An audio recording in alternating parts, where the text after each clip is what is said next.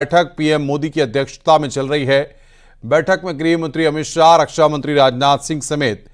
कई नेता मौजूद हैं। सीएम योगी और सीएम धामी समेत यूपी के दोनों डिप्टी सीएम भी पहुंचे हुए हैं।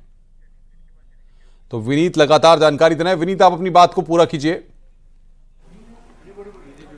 जी निश्चित तौर पर आपसे थोड़ी देर पहले जो है वो शिक्षा मंत्री धर्मेंद्र प्रधान ने नई में से जो राष्ट्रीय शिक्षा नीति आई है उसको लेकर के एक प्रेजेंटेशन दिया है और साफ तौर पर बताया है कि इससे कैसे फायदा जो है वो उठाया जा सकता है। जो हमें जानकारी मिल रही है उसके अनुसार जिस तरह से राष्ट्रीय शिक्षा नीति 2020 में वर्नाकुलर लैंग्वेज जो है प्रादेशिक भाषा में जिस तरह से शिक्षा को बढ़ावा देने की बात की गई है उसको लेकर के प्रेजेंटेशन दिया गया है। एक बड़ी बात यहाँ पर मैं आपको बताना चाहूंगा कि नई शिक्षा नीति जो है उसके फायदे को बताते हुए धर्मेंद्र प्रधान लगातार जब मीडिया से भी बात करते हैं तब उनका साफ तौर पे कहना है कि जिस तरह से परीक्षाएं जो हैं वो अगर उनके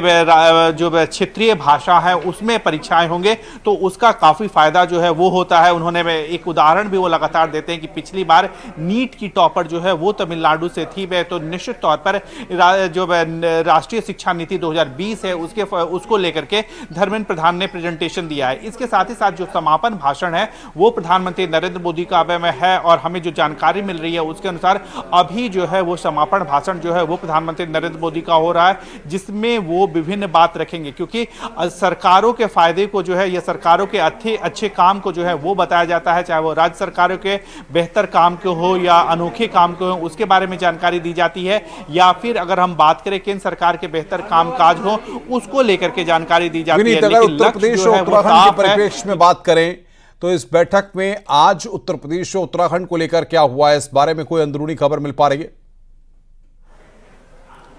जी अनुपम, निश्चित तौर पर मैं आपको बताना चाहूंगा कि अगर मैं उत्तर प्रदेश के बारे में बात करें तो उत्तर प्रदेश को लेकर के कल जो है वो योगी आदित्यनाथ ने एक प्रेजेंटेशन दिया था। जिस तरह से उत्तर प्रदेश को लगातार योगी आदित्यनाथ जो है वो कहते रहते हैं कि 1 ट्रिलियन डॉलर की इकोनॉमी जो है वो उत्तर प्रदेश को बनाना है। तो निश्चित तौर पर जिस तरह से प्रधानमंत्री नरेंद्र मोदी का विजन है कि 5 ट्रिलियन डॉलर की इकोनॉमी जो है वो पूरे देश को बनाना है, उसी तरह 1 ट्रिलियन डॉलर की इकोनॉमी जो है वो उत्तर प्रदेश को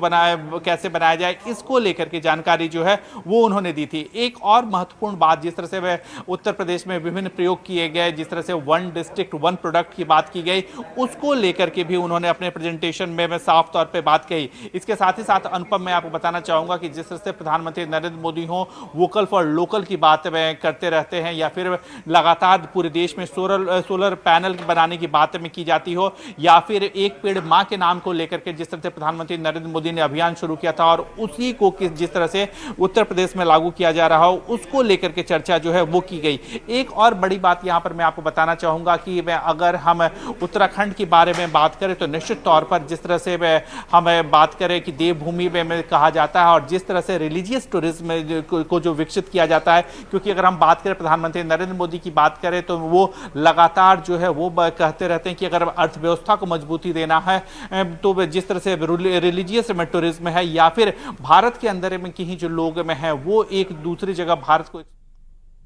बिल्कुल विनीत, बहुत बहुत शुक्रिया आपका हमारे साथ जुड़ने के लिए। और विनीत विस्तार से उत्तर प्रदेश, उत्तराखंड और पिछले कई घंटों से जिस तरीके से बैठक जारी है उन तमाम मसलों पर डिटेल जानकारी हमारे दर्शकों तक पहुंचा रहे थे। यहां पर हम रुक रहे हैं ब्रेक के लिए। ब्रेक के बाद भी खबरों का सिलसिला लगातार जारी है।